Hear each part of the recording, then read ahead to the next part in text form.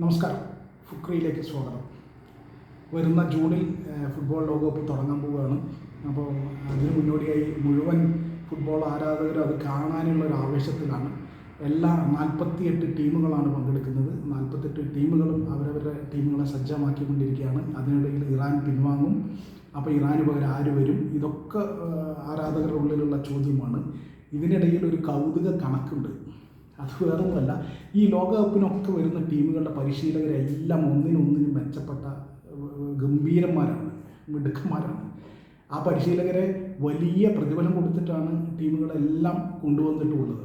അപ്പോൾ ആ പരിശീലകരിൽ ഏറ്റവും കൂടുതൽ പ്രതിഫലം പണമായി കൈപ്പറ്റുന്നത് ആരാണ് എന്നൊരു ചോദ്യം, എന്നൊരു കൗതുകം. എല്ലാ ആരാധകരും ഈ പണത്തിൻ്റെ കണക്ക് കേൾക്കുമ്പോൾ ഞെട്ടും. ബ്രസീലിൻ്റെ കാർലോ ആഞ്ചലോട്ടിയാണ് ലോകകപ്പിനെത്തുന്ന ടീമുകളിലെ ഏറ്റവും കൂടുതൽ പൈസ പ്രതിഫലമായി വാങ്ങുന്ന കോച്ച്, പരിശീലകൻ. അദ്ദേഹം 106 കോടി രൂപയാണ് 106 കോടി രൂപയാണ് വാർഷിക പ്രതിഫലമായി. ഒരു കൊല്ലത്തിന് അദ്ദേഹത്തിന് 106 കോടി രൂപയാണ് പ്രതിഫലമായി ലഭിക്കുന്നത്.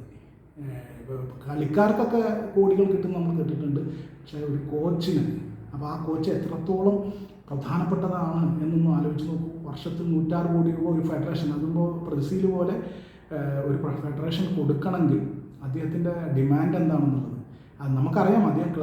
അദ്ദേഹം പരിശീലിപ്പിച്ച എല്ലാ ക്ലബ്ബുകളിലും വലിയ നിലയിൽ മുന്നിലേക്ക് കൊണ്ടുവന്ന ഒരു പരിശീലകനാണ് അദ്ദേഹം. പ്രത്യേകിച്ച് റയൽ മാഡ്രിഡിൻ്റെ അടക്കം, റയൽ മാഡ്രിഡിനെയൊക്കെ പരിശീലിപ്പിച്ചിട്ടുള്ള ആ കാലത്തൊക്കെ അദ്ദേഹത്തിൻ്റെ നേട്ടങ്ങൾ എല്ലാവർക്കും അറിയുന്നതാണ്. അദ്ദേഹത്തിന് എത്രത്തോളം അച്ചടക്കം കളിക്കാരിൽ ഉണ്ടാക്കുന്നവനാണെന്നും അതുപോലെ തന്നെ സ്ട്രിക്ട്ലി പ്രൊഫഷണലായിട്ട് ടീമിനെ മുന്നോട്ട് കൊണ്ടുപോകുന്ന ആളാണെന്നും ഒക്കെ നമുക്കറിയാം.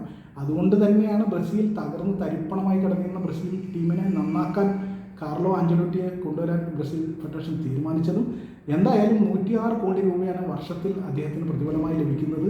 ഇനി ലോകകപ്പ് ജയിച്ചാൽ, ബ്രസീൽ ലോക കിരീടം നേടുകയാണെങ്കിൽ അതിൻ്റെ ബോണസായി ഒരു 53 കോടി രൂപയും കൂടി കിട്ടും. അതായത് ഈ 106 കോടി രൂപയുടെ പകുതി, 53 കോടി രൂപ ബോണസായിട്ട് കിട്ടും. 106 കോടി രൂപയുടെ പുറമെ 53 കോടി രൂപ, കൃത്യം 50%. കിട്ടുന്ന വാർഷിക പ്രതിഫലത്തിൻ്റെ 50% ബോണസായിട്ട്. ബ്രസീലിനെ ലോക ചാമ്പ്യന്മാരാക്കുകയാണെങ്കിൽ കാർലോ ആഞ്ചലോട്ടിക്ക് 53 കോടി രൂപ കൂടിയാണ് കിട്ടുക. ആ പണം എന്ന് പറയുന്നത് വളരെ വലുതാണ്. 106 + 53 159 കോടിയാണ് ബ്രസീൽ ലോക ചാമ്പ്യന്മാരായ വാർഷിക പ്രതിഫലം അടക്കം കാർലോ ആഞ്ചലോട്ടിക്ക് കിട്ടാൻ പോകുന്നത്. അപ്പോൾ അത് ചെറുതല്ല.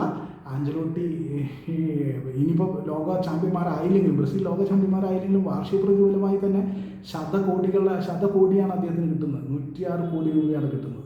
ചെറിയ പ്രതിഫലമല്ല.